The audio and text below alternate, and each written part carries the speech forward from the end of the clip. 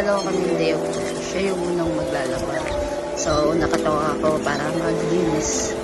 Dahil mamaya siya naman at ako naman ang maglalaba. So, ito guys, nagsisimula na ako magpagpag ng mga unan at saka kumot dyan ng higaan namin. Kasi yung punda lalabhan ko. Kasi alam naman palaba natin sa bunso. So, tayo yung maglalaba. Yan, sinama ko na rin yung higaan ng father namin. Nice. Siyempre. Kunyari, masipag tayo. Pero sa totoo, higa-higa lang. Dahil may camera, tayo yung maglilinis. Charis. So, ito guys, magawalis lang naman ako dyan. Tapos, magpapagpag. Yung pagpupunas guys, mamaya na yun. Pagtapos maglaba ng bunso. So, yan siya guys. Naglalaba yan siya guys. Kunyari, masipag din. Siya guys, naglilinis siya guys. Nag-first sasama na lang sa paglilinis ni Ann guys.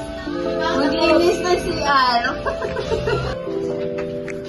Walang punda, dalawa ako na. Punda, dalawa na. Ayun mga ka-air, sa mga oras na yan, nagsasaing na ako bago ako maglaba para mamaya pagkatapos ko, magluluto naman tayo ng ulam. Ito naman kasama ko, dahil karawan niya, tamad kumilos. Diyos ko naman po. Hi guys! We're back! Time check! 12:27. Sa mga oras na yan, mga ka-air, nag-asikaso na ako ng tanghalian kasi gutom na rin ako. Galing ako sa paglalaba. Tapos siya yan, kain-kain lang. Nanood siya ng Chinese niya guys. Tapos ito, habang nagluluto, tamang kwentuhan para makakain na rin. Eat. Kain na kami. Ano ang darong lamesa ko?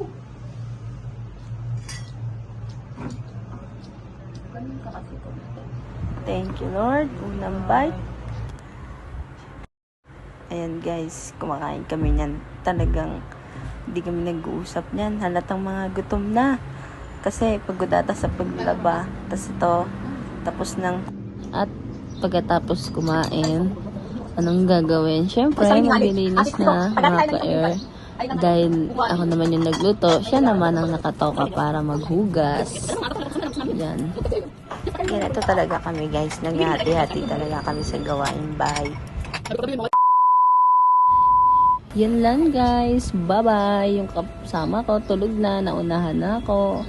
Pagod na pagod yarn. Bye-bye.